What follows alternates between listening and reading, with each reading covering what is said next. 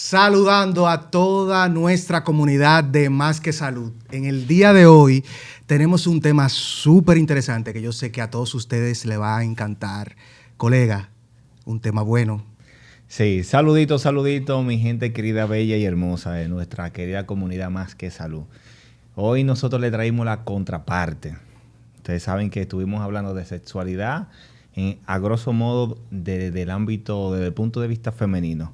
Hoy nosotros le traímos aquí un colega realmente que va a dar va a aclarar muchos mitos y tabús sobre la salud sexual del hombre en este caso. Claro que sí. En el día de hoy hablaremos de la sexualidad masculina y sus mitos, y para eso tenemos aquí como invitado súper especial a un amigo y hermano, el doctor Fernando Castillo, urólogo, al cual le damos la bienvenida. Un aplauso, señores.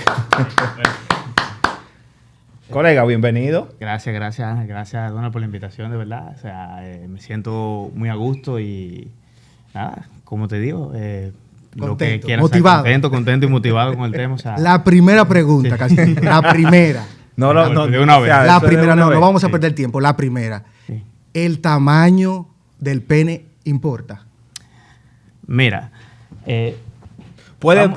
sin anestesia, vamos a hablar, vamos a decir que claro, el tamaño del pene es importante cuando tú lo miras, o sea, desde el punto de vista psicológico.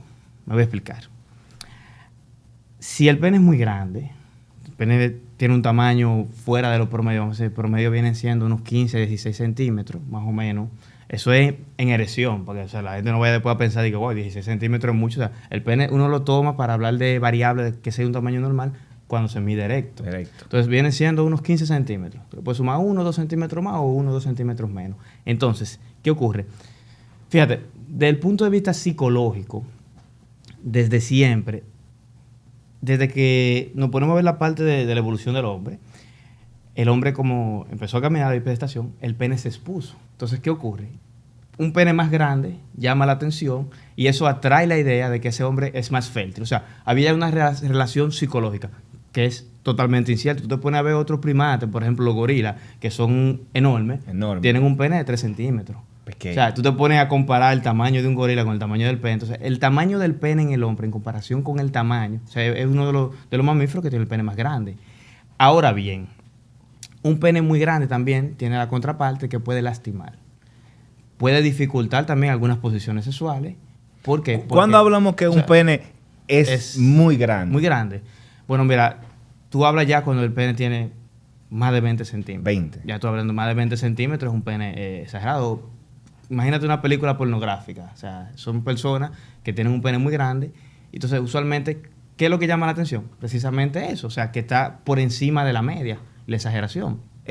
Yendo en esa misma línea, colega, ¿se relaciona realmente la realidad? O sea, ¿es coherente esas películas pornográficas con lo que se vive en un acto sexual de manera general? Porque en películas pornográficas, por lo regular, vemos que esas películas duran horas y horas y como que no hay un final. En ocasiones el hombre tiene una eyaculación, inmediatamente sigue. ¿Se relaciona realmente con la realidad? O sea, la pregunta sería...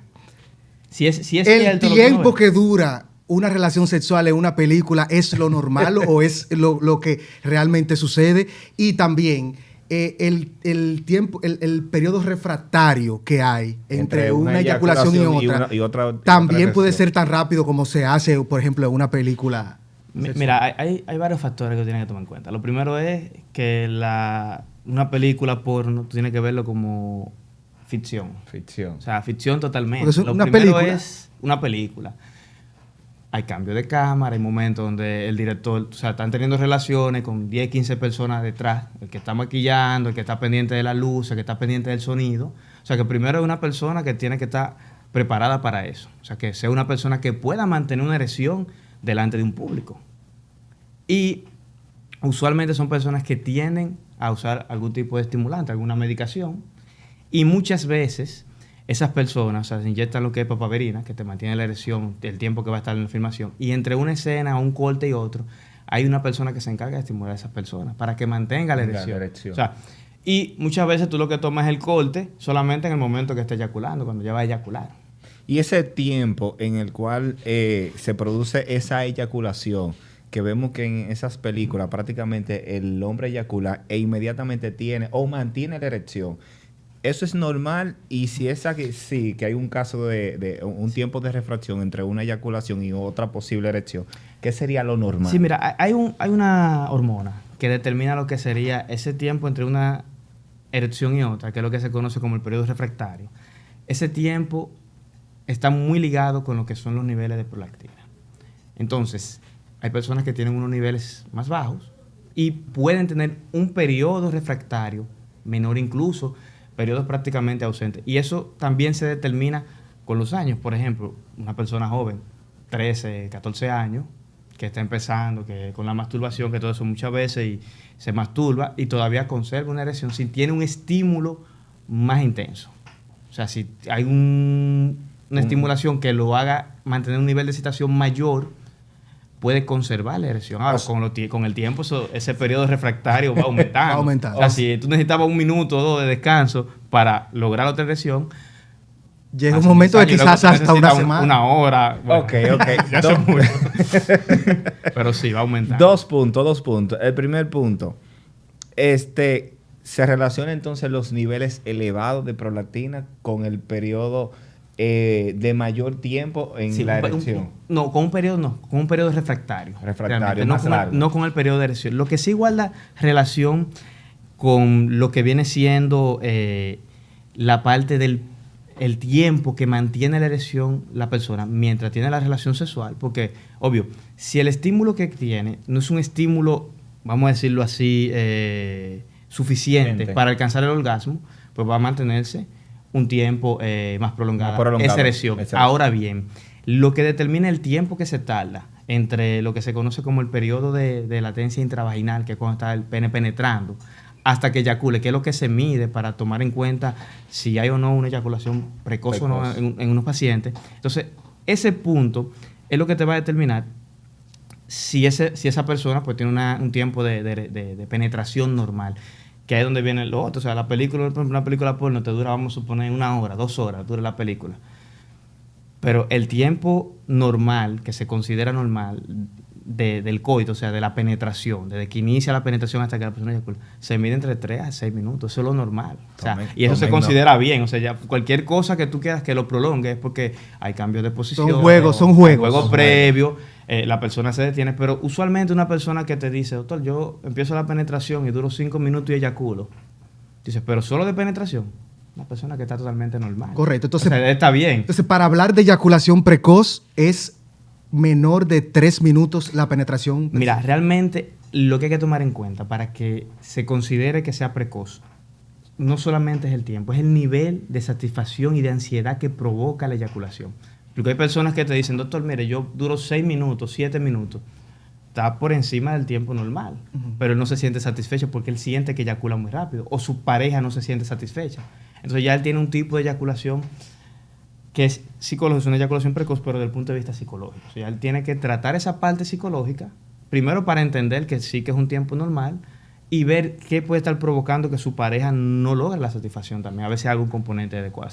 Y qué tan repetitivo sea, porque si es algo que ocurrió 1 vez, 2 veces, tú no consideras un diagnóstico de eyaculación precoz. O sea, por 1 o 2 veces. Casi siempre, incluso los libros de psiquiatría, que son los que estudian mejor esa parte, ellos mencionan que tiene que verse producido por lo menos en un periodo mínimo, unos 6 meses, que el paciente lo vaya presentando repetitivo por lo menos cada vez que tiene relaciones durante la semana, o que se repita por lo menos 1 o 2 veces cada semana, pero durante 6 meses. O sea, si tú no tienes un tiempo así, tú no puedes decir, el paciente tiene... No, porque puede ser que el paciente pase una etapa, dure 1 o 2 meses, que esté presentando eyaculación precoz por algún tema psicológico, se resuelve el tema y desaparece. Entonces ya tú no tienes un diagnóstico en sí, sino que fue un proceso que él presentó durante ese momento. Wow. Entonces, o sea, que uno no puede desesperarse en hacer ese tipo de diagnóstico. Y también hay un subdiagnóstico porque muchas personas tienen y sufren ese tipo de patología y no se diagnostica. Le da vergüenza. No lo comentan. Bien, ¿existen hormonas directamente y cuáles son que influyen en cierto punto en lo que es sostener una erección en el caso del hombre? Mira, Fíjate que para que se mantenga la erección, ¿verdad? Nosotros tenemos que... Si pudiésemos, el factor... Exacto, no, si pudiésemos poner 3 pilares, vamos a decir, ¿cuáles son los 3 pilares que el hombre necesita para tener una buena erección? Para tener y mantener una buena erección durante el coito? Bueno, mira, lo primero es que lo que determina para que la erección se mantenga, como depende del flujo de sangre. Tú necesitas un buen flujo de sangre. Primero, y flujo eso, de sangre. Y ese buen flujo de sangre te lo da sobre todo los niveles de óxido nítrico en sangre circulante. De ahí que una persona que tiene una buena capacidad de dilatación vascular, o sea, que unos vasos sanguíneos sanos, saludables, una persona joven o una persona que se ejercite, que no tenga comorbilidades, que no sea hipertenso, que no sea diabético, una persona sana, en resumen. Si esa persona, además de eso, tiene unos buenos niveles, vamos a decirlo, de serotonina, o sea, ustedes van a ver, como sabemos, la serotonina, que es la hormona que regula el placer. Cuando una persona tiene lo que es una captación muy rápida de serotonina, esas personas pueden presentar lo que es una eyaculación precoz. Incluso en el tratamiento de la eyaculación precoz, esa es, vamos a decir, la piedra angular, lo que uno busca conservar, que no se recapte tan rápido la serotonina, se mantenga en sangre y de esa forma la persona pueda retrasar un poco y antes de alcanzar lo que sería el orgasmo y la eyaculación. Colega, y es cierto que una de las terapias pilares que se hacen de manera extraoficial para controlar la eyaculación precoz es la masturbación. ¿Funciona realmente esta terapia? Mira, la masturbación viene siendo un arma de doble filo cuando tú lo buscas para tratamiento de la eyaculación, porque todo va a depender, no es tanto la masturbación en sí, es el tipo o la forma como la persona se masturbe. O sea, no es lo mismo una persona que lo hace, se masturba con el fin solamente de eyacular, que lo hace asustado porque está en la casa, una persona joven, tiene miedo de que lo encuentren en eso. Entonces, se adapta a que el orgasmo tiene que ser rápido, y se masturba. Y casi siempre ocurre que cuando empieza a tener relaciones, ya viene asociando esa parte. Entonces, ¿cuál es otro factor que puede ser que es un problema cuando la persona entonces solamente logra, o sea, la eyaculación con la masturbación? Que la sensación cuando tiene relaciones, o sea, la penetración, entonces es diferente.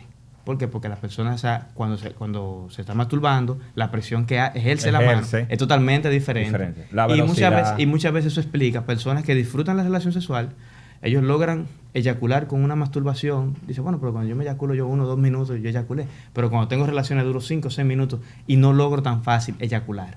Pero es porque por la diferencia y porque son personas que son masturbadores, vamos a decirlo, habituales, que se masturban con mucha frecuencia. Pero siempre, igual, si esa persona logra llegar al orgasmo y si esa persona se siente satisfecho con la relación sexual que tiene, entonces no hay ningún tipo de problema. Fernando, hay una pregunta que yo sé que muchos... La tenía ahí yo, esa también. Quieren que te hagamos. Sabemos que existe un punto G en la mujer. Ahora bien, hay una contraparte del punto G de la mujer en el hombre. ¿Existe algo similar? Mira, sí. O sea, a diferencia de la mujer, que incluso lo mencionaron ustedes en el episodio anterior con la doctora, que ella mencionaba que la mujer era como un panel con mucho botones. O sea, porque la mujer no solamente tiene la parte física, sino la parte psicológica. En el hombre la parte psicológica es importante. Pero el hombre en ese sentido es un poco más de estimulación, de la parte visual, del tacto. Entonces, ¿qué ocurre? En el hombre, toda la zona erógena tiende a concentrarse cerca del área genital. Ahora bien, los mismos nervios que se originan en la médula, entre las raíces que van de la segunda a la cuarta raíz sacra, que son de donde se origina el nervio que va al glande, el nervio que va al escroto, de ahí mismo nace el mismo nervio, que es un nervio que va a estimular la zona perianal. Entonces tienen una misma raíz nerviosa. Cuando tú estimulas cualquiera de esos nervios, el cerebro, tú le mandas una señal de que está estimulando toda el área. Incluso hay un reflejo cavernoso que cuando el paciente tú estás realizando un tacto rectal, si tú presionas el glande del paciente, tú vas a sentir esas contracciones en el esfínter. ¿Por qué? Porque hay una estimulación indirecta del nervio. Parecido al reflejo cremastérico. Cuando tú estimulas una raíz nerviosa, tú ves cómo el escroto se levanta. O sea, cuando tú estimulas el muslo. Entonces, además de eso, la próstata se encuentra rodeada por las raíces nerviosas que van hacia el pene, que son los nervios encargados de la erección. Por eso es que es tan importante que los pacientes, cuando tienen un crecimiento prostático importante, cuando tienen algún tipo de cirugía prostática o alguna lesión medular, pueden presentar alteraciones en lo que son las erecciones. Ahora bien, ese mismo paciente, si tú estimulas la próstata directamente, tú vas a hacer una estimulación indirecta de esos nervios y el paciente puede sentir una sensación placentera, puede aumentar el orgasmo. ¿Cuál es el tema con el hombre? El tabú y la idea de que le hagan una penetración anal, ¿entiendes? O sea, de por sí es difícil tú convencer a un paciente de hacerle un tacto para estimularle la salud. Ahora imagínate en una habitación que la pareja le diga, mira, vamos a estimularte la... ¿Entiendes? O sea, todavía creo que es una cosa que... Hay personas que sí son muy abiertas con el tema, hay personas que en ese sentido no. Pero sí es posible. Incluso tú puedes lograr que una persona eyacule por una estimulación... perianal. De la próstata, por un masaje prostático. Que incluso hay países asiáticos que hay personas que pagan a las mujeres para que le hagan el masaje prostático. O sea, el hombre paga y la chica lo que hace es que se coloca el guante, mucho lubricante, le hace un tacto y estimula la próstata mientras lo va masturbando para que el hombre eyacule. Porque es más intenso el orgasmo en ese sentido. Entonces, en esa misma línea, ¿existe realmente la condición en que el hombre sí tenga una eyaculación pero que no llegue al orgasmo? Puede incluso eyacular. Fíjate incluso que lo que serían las poluciones nocturnas, cuando uno es más jovencito o cuando una persona tú dura varios días sin tener relaciones, que lo que se conoce como el sueño húmedo. O sea, no es en sí que hay o sea, tienes la erección y se produce una eyaculación, pero la sensación en sí del orgasmo, el placer, tú no lo vas a referir en esa parte. E incluso puede ocurrir lo que es el caso contrario, lo que se conoce como un orgasmo seco, que es cuando la persona siente el orgasmo, pero no ve el semen. Antes de la pubertad es muy frecuente, porque hay una producción menor de lo que sería el líquido seminal y todo eso. Y personas ya entradas en alguna edad, que tienen algún crecimiento prostático, o que están tomando medicamentos para crecimiento prostático, como la tansulosina, pueden presentar lo mismo, que es una eyaculación seca, por así decirlo, pero realmente es una eyaculación retrógrada. El semen lo que tiende es a irse hacia la vejiga.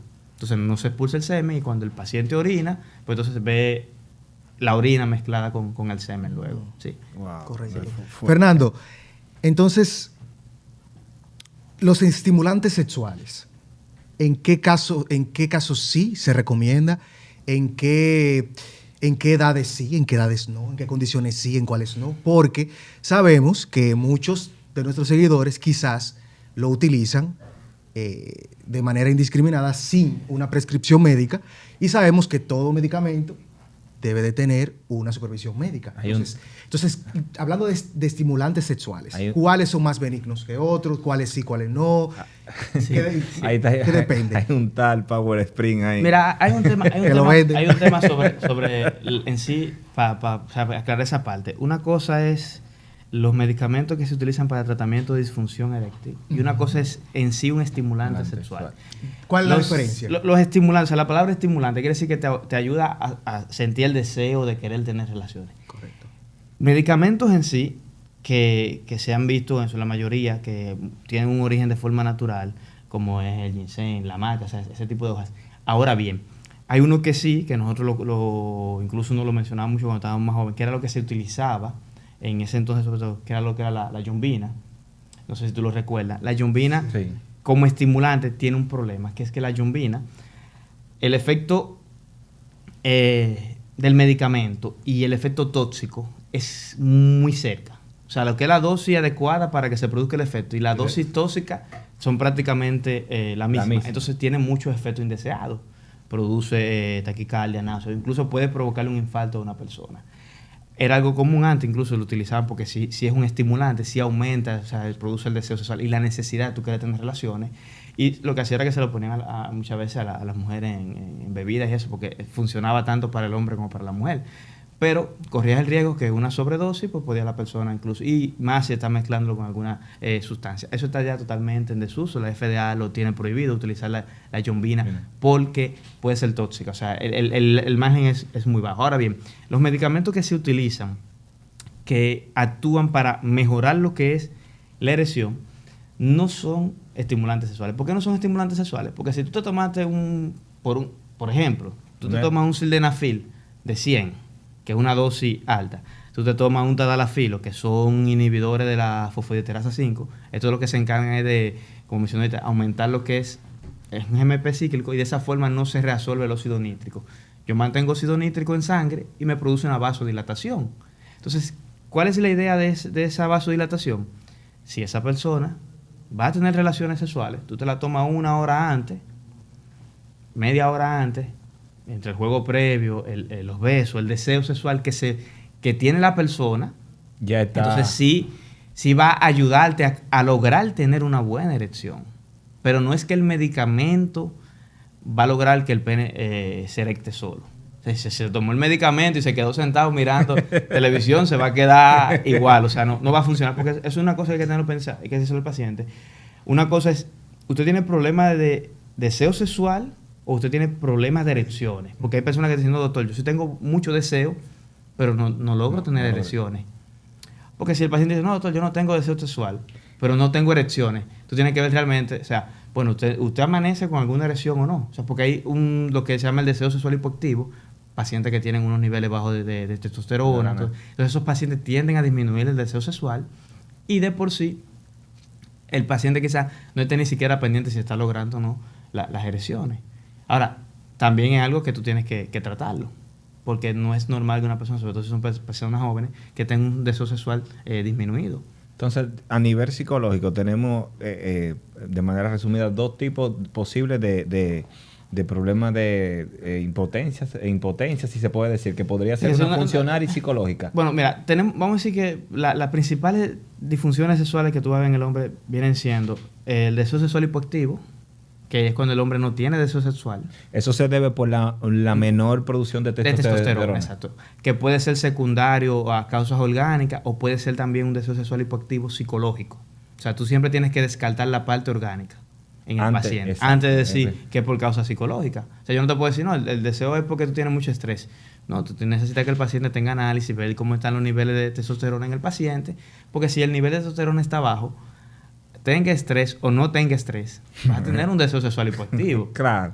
Luego tenemos entonces lo que es la disfunción eréctil, que puede ser también por causas orgánicas o causas psicológicas, que puede ser primaria o secundaria, y lo que sería la eyaculación precoz, que puede asociarse incluso a la disfunción eréctil. Muchos casos incluso de pacientes que tienen disfunción eréctil terminan desarrollando eyaculación precoz, porque como el paciente no logra bien una erección, cuando la logra, entonces desea eyacular rápido para evitar que se pierda la erección. Entonces se vuelve un círculo en ese sentido. Pero sí, esa parte es muy importante tenerla pendiente siempre. Bien. Pueden ser de esa forma. Bien, colega. Yo sé que esta pregunta a muchas personas, quizás muchos de nuestros seguidores están esperando que yo la haga, pero ¿existe la posibilidad de llamar problema de erección cuando el hombre en cierto punto no ha tenido ninguna condición previamente de problema de erección y cuando llegue el acto sexual no enciende? Bueno, eso sería un caso aislado de disfunción. Vamos a decir que se presentó en un momento, tuvo un problema de erección en ese momento. En ese momento. Ahora, ¿cuándo yo hablo ya de que hay un paciente que tiene disfunción? Si algo es repetitivo. Ahora, ¿qué me puede llevar a un paciente a que ocurra eso? Eso. Vamos a decir, se mete en presión realmente el comandante en el momento del acto. Sí. Mira, la parte psicológica es súper importante. Incluso ocurre mucho, personas que tienden, hombres que dicen, bueno, es primera vez que voy a salir con esa persona. Me la voy a comer. Déjame, o se toman una pastilla, o algo que hacían antes, porque no era común, tú no ibas a una farmacia con una pastilla, lo que decían, bueno, yo me voy a masturbar antes de tener relaciones, porque quiero impresionarla, quiero durar más tiempo. Quiero durar más tiempo. ¿Qué podía ocurrir? Que esa persona, por la tensión, la presión, y como se masturbó previamente y tuvo un orgasmo y eyaculó, probablemente no logre una erección. ¿Por qué? Porque sí, la ansiedad que provoca el primer encuentro sexual y el mismo estrés que puede tener esa persona influyen en qué tan bueno sea o no el desempeño de una persona. O sea que sí, esa idea de que el hombre siempre está ready para lo que se presente. No. Si está estresado, si hay ansiedad, son factores que pueden influenciar. Y eso hay que tenerlo en cuenta, porque mira qué ocurre también. El hombre tiene estrés porque no está logrando la erección. Entonces, ¿qué tiende a ocurrir? Que empieza a rechazar el encuentro sexual. Y entonces la pareja empieza a estresarla más porque empieza a buscarlo. Mira, pero tú no me estás buscando, o sea, ¿qué pasa? Ya yo no te gusto. Entonces ya viene el estrés de lo que ella está pensando y lo que le está pasando. Que quizás lo que causó esa disfunción sea un factor estresante externo, ya sea del trabajo, alguna situación económica, pero entonces le está sumando la situación de pareja a ese conflicto. Entonces ya ahí se vuelve entonces algo más estresante todavía. Y en esos casos sí, tú necesitas el acompañamiento ya de la parte de psicológica para tratar esa parte, sí. Así que ya ustedes saben. Es un factor muy importante. La salud mental en ese sentido, para que se logre una buena relación sexual y que el hombre tenga un muy buen desempeño, es súper importante. ¿Existe la posibilidad, colega, de que un hombre pueda eyacular con una misma mujer en una misma noche más de 5, 6 o 8 veces, como en ocasiones uno o la población de manera general ve? Dicen que en le redes sucede. sociales que yo estuve con fulana y la noche entera 8. fueron 8. ¿Realmente la capacidad del hombre llega a ese punto? Mira, primero hay que tener en cuenta dos cosas. Por lo menos la media. La capacidad, primero, de que tú sabes que, y por naturaleza, vamos a decir así, el hombre dominicano tiende a ser un poco exagerado en las cosas que dice. Pero una persona que tuvo una relación sexual, si la primera relación sexual fue satisfactoria, vamos a decir un encuentro sexual en una noche que duren 5 o 6 horas, en el caso de que descansen poco, obvio esa persona puede ser que tenga una primera relación sexual, ya luego viene el periodo refractario, va a ser más largo y el nivel de estímulo necesario para lograr de nuevo otra eyaculación debe ser más intenso. Entonces, ¿qué va ocurriendo? Que va a ser más difícil. Quizá una persona joven, una de las primeras veces quizás logre 3, quizás hasta 4 veces una eyaculación en una noche.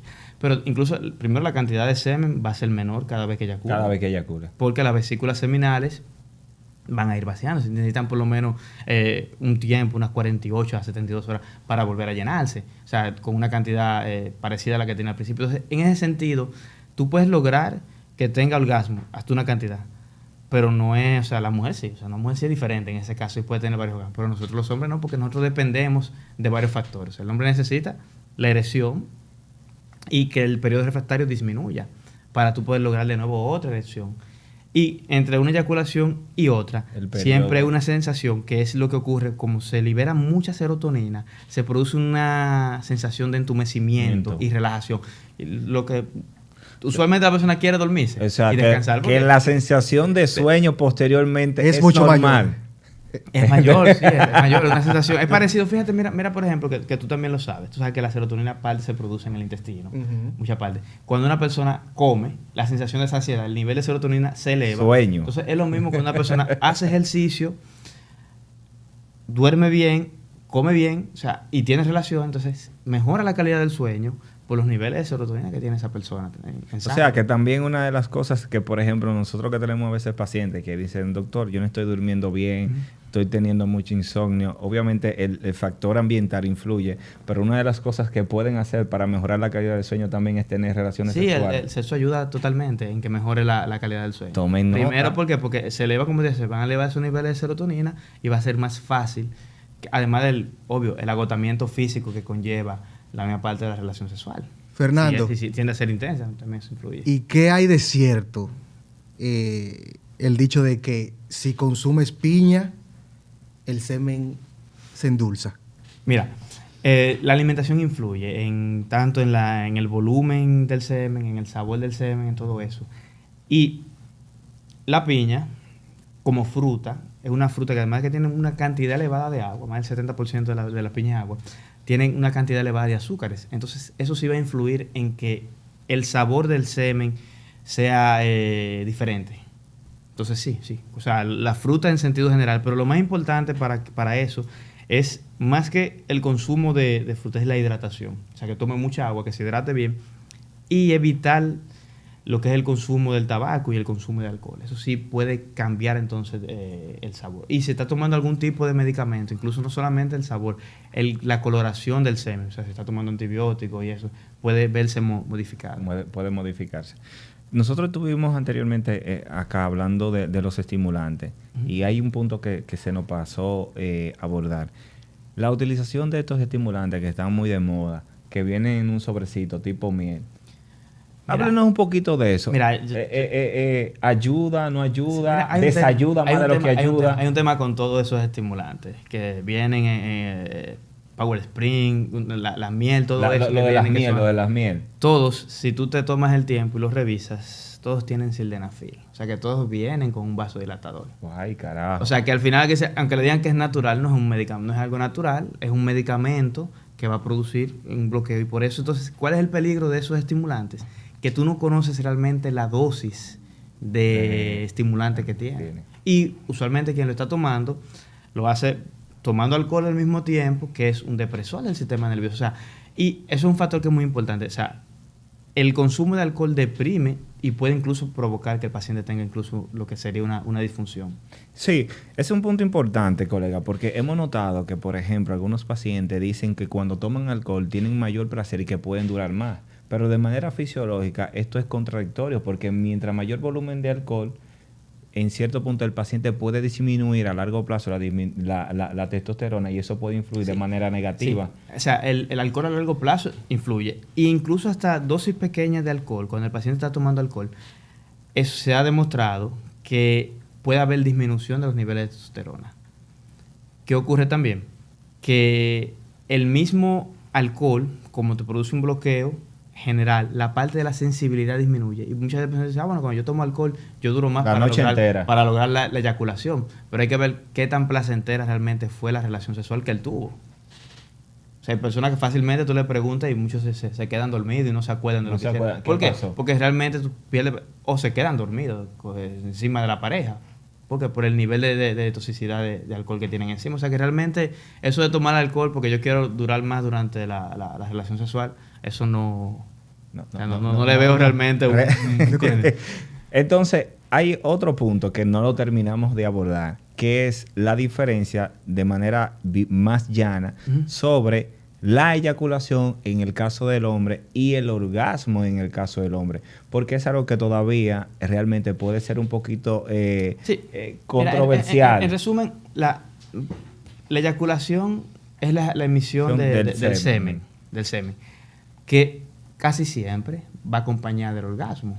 O sea, que el orgasmo es la sensación de placer que el hombre siente con la contracción de los músculos y todo eso, que se refleja en ¿Cuándo el hombre puede decir tuve un orgasmo? ¿En qué punto? ¿Cuáles son las manifestaciones que se pueden experimentar? Cuando llega el punto, luego de la erección llega a un punto que se torna esquelética, o sea, que es la parte más rígida y el pene está totalmente rígido. Cuando ya está en ese punto, llega un punto de sensación de no retorno, que el hombre siente ya que empiezan las contracciones de los músculos, que ya se manda un impulso nervioso, y esa parte de no retorno, que ahí no hay forma, ya no puede ir para atrás, ya eso es porque tiene que eyacular. Ni que se ponga a pensar en pelota. Esas contracciones que se producen, los músculos que son el músculo de pubococcígeo, los músculos perineales, estimulan que se produzca la emisión del semen, o sea, la eyaculación.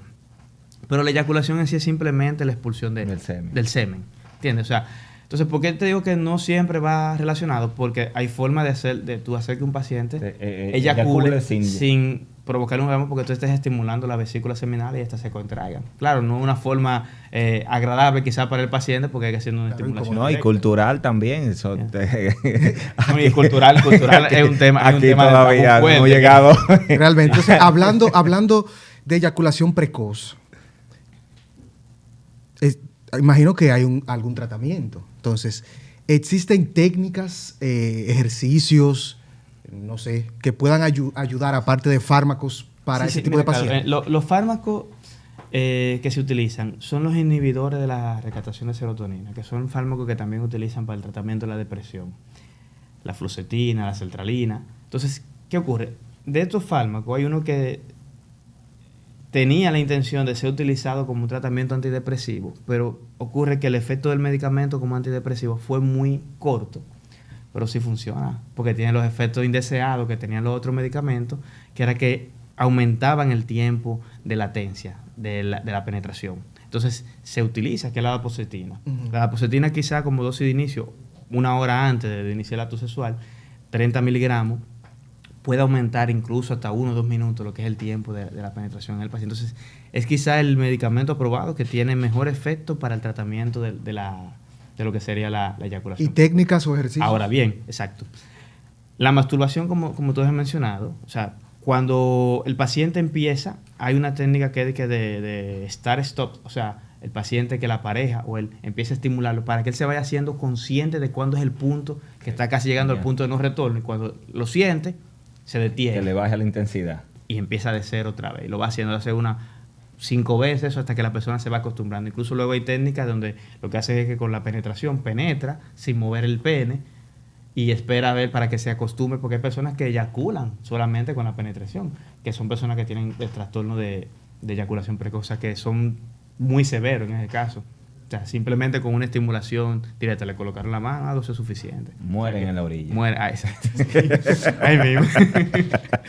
Qué problema más grande. Es difícil esa parte. No, es algo bien complejo realmente. Entonces, en esa misma línea, colega, en el caso de esos pacientes con eyaculación precoz, ¿tienen ya una esperanza con diferentes tratamientos? Medicamentos, sí. La terapia no es algo que está perdido. No. Y una de las partes que más ayuda en la terapia es tener pendiente siempre es que el paciente, la terapia en compañía de la pareja es muy importante. Porque son muchos ejercicios, como te mencioné, que la pareja lo masturbe, que ellos hagan juego de roles y esas cosas, o sea, que ella le vaya estimulando de forma oral, diciéndole su fantasía y cosas para que esa persona sienta el deseo y frene hasta que esa persona se vaya acostumbrando, o sea, que sí ayuda. No, eso es así. Entonces, por esa misma línea, ya que estamos hablando de pareja, ¿cuánto es la realidad? Escúchenme bien. ¿Cuántas veces son las reales que una persona puede sostener relaciones sexuales con una pareja ya estable, o sea, una pareja de matrimonio casada durante una semana?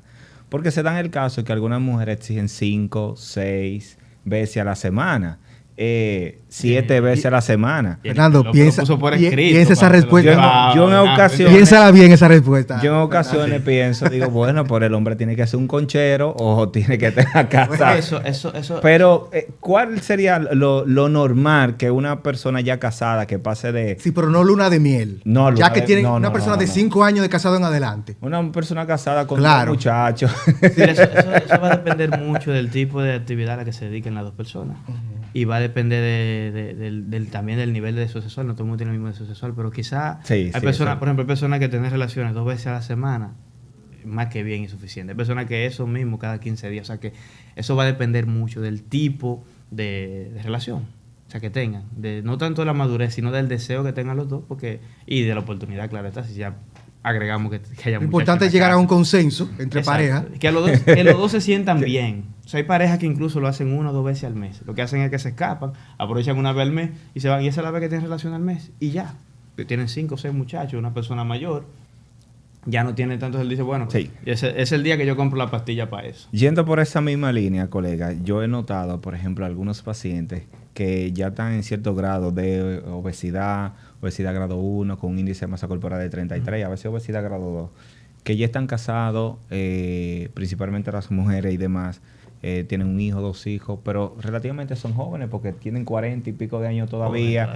Sí. Pero me dicen, doctor, yo prefiero realmente dormir que quizás hacer algo con mi esposo. Y no es porque yo no lo ame, ni que no me guste, porque a veces yo tengo deseo, pero realmente para mí se me hace muchísimo más placentero en ocasiones yo dormirme que buscarlo a él para yo sostener algún tipo de relación.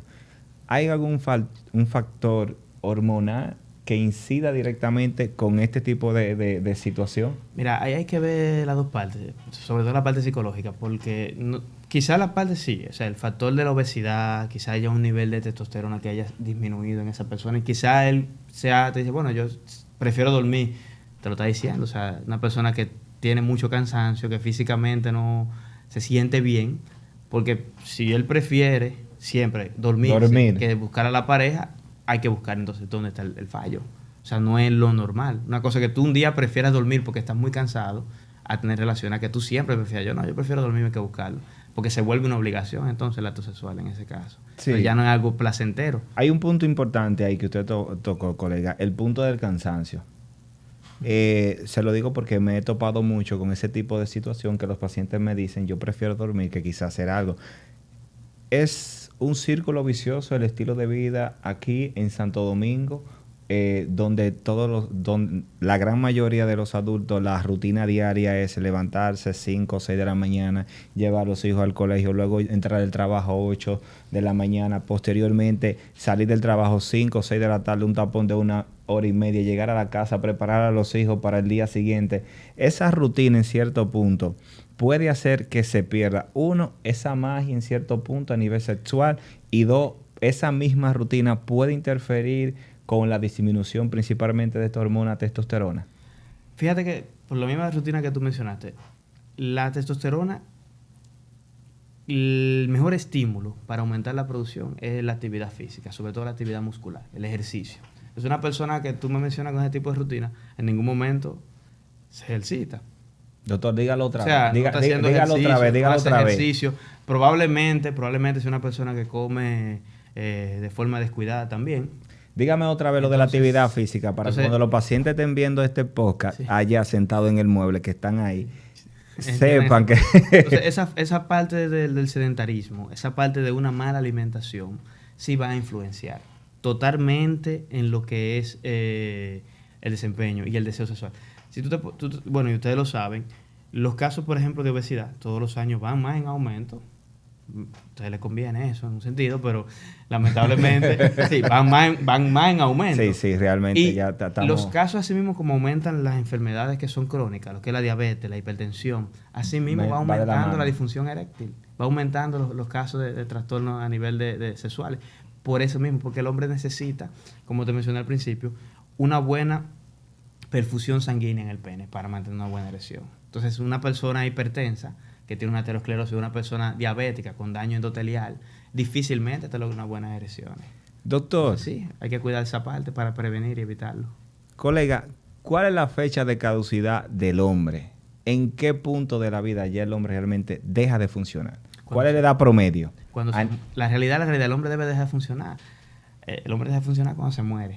O sea, una persona incluso de 80 años, ojo, una persona de 80 años que fue deportista toda la vida, que no tiene condiciones, puede lograr tener relaciones. No va a ser lo mismo que una persona de 20 años, exacto, pero puede tener relaciones sexuales, quizá una cada 15 días, pero lo logra. Te lo digo porque he visto pacientes con 82 años que dicen, doctor, mire, yo no tengo relaciones todo el tiempo, pero lo hago 1 o 2 veces a la semana. Ahora, son personas que sí, que comen saludable, que caminan todos los días, hacen actividad física y que mentalmente también tienen actividades, porque son personas que todavía están trabajando, que estén pensionados o están estudiando o leen, se cuidan esa parte, la parte mental y la parte física. Entonces sí, son personas que tú has visto casos de pacientes que tú dices, tiene 70 años, pero se ve mejor que yo porque está mejor. Entonces, es la realidad. O sea, todo va a depender del tipo de persona. Ahora bien, si es una persona con antecedentes, que es obesa, que, o sea, su hipertensión, diabetes, su periodo de caducidad, entonces va a ser más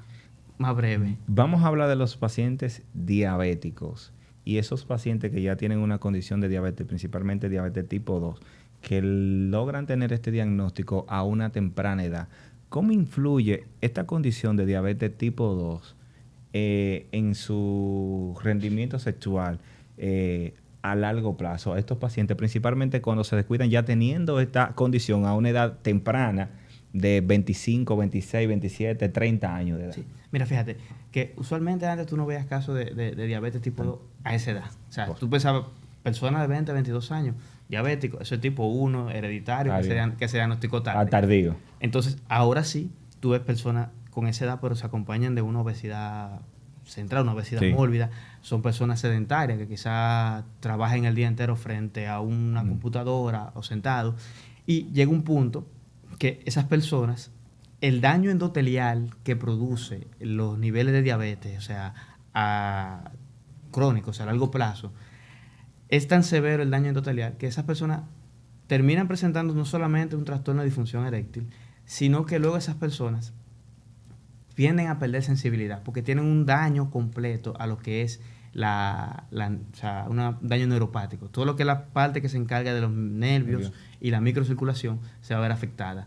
Y casi siempre, lamentablemente, esos pacientes no son candidatos ni siquiera para un tratamiento quirúrgico con una prótesis, porque es un paciente diabético. Vamos para allá. Que tú sabes que no todos los pacientes tú le ofertas un tipo de tratamiento definitivo con una prótesis. Si es un diabético descontrolado, porque tienes que controlar la patología. Entonces, en este caso de paciente, la fisiopatología que ocurre es que por los altos niveles de azúcar en sangre, estos pacientes van dañando en cierto punto el endotelio. Totalmente. A nivel de la vasculatura de los cuerpos cavernosos. El cuerpo cavernoso y a nivel lo que son las arterias helicinas, que son las que se llenan y llenan de sangre el pene. Entonces se va dañando y pierde la perfusión completamente. Eso quiere decir que un paciente con diabetes tipo 2, si se descuida a una temprana edad, antes de los 40 años, puede desarrollar una disfunción. Que incluso, aún utilizando medicamentos vasodilatadores, el daño endotelial sea tan severo que no logre, aún con dosis alta de... Doctor, por esto es catastrófico, porque estamos hablando de que un adulto joven con 40 años de edad llegar a esta condición a nivel psicológico, esto puede causar inclusive una depresión temprana. Sí, claro. No temprano, claro. una depresión que no debería estar. Y vuelve el mismo círculo vicioso donde va a haber descontrol de la diabetes, porque al final hay muchas personas que centran su vida en la parte, sobre todo los hombres, en qué tanto mi desempeño sexual, que también estoy en esa parte. Sí, eso. Porque es un factor muy importante ese. Sí, es algo que viene mucho con la cultura latinoamericana, esa de que sí, que yo puedo. Entonces llegar a ese punto que realmente tú no puedes es un problema. Complejo. Así que ya ustedes saben, si usted tiene diabetes tipo 2, tenemos que cuidarnos, porque esa es una solamente de las condiciones que usted puede desarrollar si su condición ya se exacerba más. Así que vamos a mejorar esos hábitos, que estamos a tiempo, todavía tenemos poca edad. Entonces, yendo por esa misma línea, esas bombitas, hablen un poquito de eso. Hay unas bombitas. Existen lo que es la prótesis. Se agranda en realidad. La prótesis de pene es para el tratamiento definitivo en pacientes que tienen disfunción eréctil. Existen dos tipos de... Espérese, doctor. Vamos a platanarle esto aquí a nuestra... Sí, porque la bombita es para agrandar, para hacer reflexión. Hay una bomba al vacío. Eso es otra cosa. Lo que se conoce como la bombita. El doctor hasta se cuadró diferente. Sí. Lo que pasa es que hay una bomba que se utilizan en pacientes para lograr alargamiento de pene, para las erecciones también, que son una bomba al vacío. Esa bomba al vacío, que eso lo venden en los sex shops, tú lo puedes conseguir. La finalidad que tienen es crear un vacío en el pene, y ese vacío, ¿qué hace? Que me obliga a dilatar el tejido. Y produce también una de las complicaciones. Un efecto similar un efecto de al óxido nítrico. Como colocar un anillo quizá en la base del pene. Oh. O sea, luego una erección porque tú haces una oclusión venosa. Ahora, ¿cuál es el problema de esas bombitas? Que si no hay un buen uso de la misma, si la persona se descuida, vamos a decir, bombea más de la cuenta, lo hace de una forma muy rígida o muy seguido, puede producir microtraumas que pueden terminar entonces en una disfunción eréctil. Puede haber rotura inclusive. Rotura del tejido. Entonces la prótesis... Entonces ahora, la que es la prótesis de pene... Cuando hablamos de una prótesis de pene... Eso va dentro de los cuerpos cavernosos. Vamos a explicar bien esa parte, porque pueden estar pensando que se lo quitan, tengo uno y me lo pongo No. La prótesis es por dentro del pene que va. O sea, donde están los cuerpos cavernosos que se llenan de sangre, eso se retira, entonces se coloca la prótesis ahí dentro. O sea, se retiran los cuerpos cavernosos del pene. Se eliminan, sí. Y se colocan esto. Y se colocan las prótesis. Hay una prótesis que es rígida, semirrígida, esa es la versión económica. La prótesis semirrígida tiene una ventaja que en pacientes, por ejemplo, de edad muy avanzada, que tienen Parkinson o alguna otra patología, es más fácil de manejar. El pene siempre está erecto y el paciente lo que hace es que lo coloca en la posición que él desea para la penetración y ya. Y le funciona. O sea, el paciente, porque él va a sentir sensibilidad. Automático. Y puede lograr tener un orgasmo incluso. O sea, así, o sea, si el pene lo puede, aquí... Pero está erecto todo el tiempo. No, pero... O sea, que se va a notar si lo pueden hacer, ese es el problema. Y la otra, la costosa. La que es más costosa, que es la de 3 elementos, como se le llama, que es la bombita, se hizo famoso por Andrés García. Se colocan 2 cilindros que están conectados a un reservorio de líquido, de solución, que se conecta entonces a un botón. El botón está en el escroto. Entonces el paciente presiona y de esa forma bombea, de ahí el término de bombita. De bombita. Bombea el líquido del reservorio a lo que son los cilindros que están dentro de los cuerpos cavernosos y estos entonces se llenan del líquido. Esa tiene la ventaja de que no es más anatómica, no se nota Tanto. en sí, no se nota, al menos Ok. que tú no estés buscando El- el dispositivo. Y el paciente mantiene la erección el tiempo que él quiera.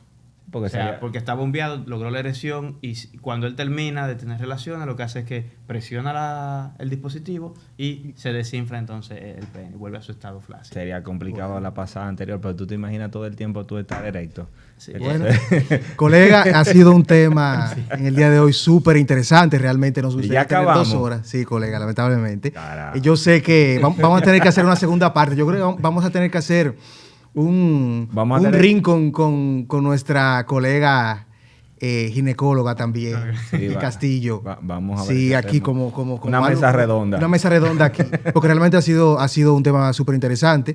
Y para finalizar ya, Fernando, ¿qué recomendaciones tú le darías al público masculino? Algo sencillo, rápido, que nos sigue en Más que Salud. ¿Qué recomendaciones en cuanto a su sexualidad, salud sexual, o qué recomendaciones para que le ayude a que su vida, su satisfacción sexual sea Mejor. sea mucho más agradable? Lo primero es que tratar de llevar una vida saludable. O sea, saludable en cuanto a ejercicio y alimentación. Eso sería lo primero.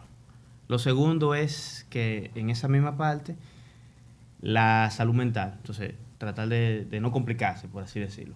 O sea, los problemas psicológicos, problemas de estrés, todo eso, si necesita terapia, que lo busque. Si tiene que hacer algún ejercicio, algún tipo de distractor, ya sea que le guste la música, lo que sea, para que se relaje. Porque la salud mental es muy importante, eso sería lo segundo. Y lo tercero y lo más importante, que es que cuando presenta algún tipo de problema, busque ayuda. Mientras más temprano una persona busca ayuda, más fácil es diagnosticarlo y es más fácil empezar un tratamiento sin tener que llevar a una parte más difícil. Incluso muchas veces ni siquiera es necesaria la medicación en esos pacientes. Excelente. O sea que sí, buscar ayuda siempre de un profesional es quizá la parte más importante. Excelente. Así que ya ustedes saben, mi querida comunidad, tenemos estos 3 pilares. Primero, como siempre se lo digo, buena alimentación y actividad física. Segundo, siempre le digo, ese nivel de estrés tenemos que manejarlo. A nivel psicológico, eso no influye en todo. En lo sexual, en nuestra salud orgánica, en todos los puntos de nuestra salud a grosso modo. Y obviamente, cuando ya usted tenga una condición, usted sienta que no está funcionando como debería estar funcionando,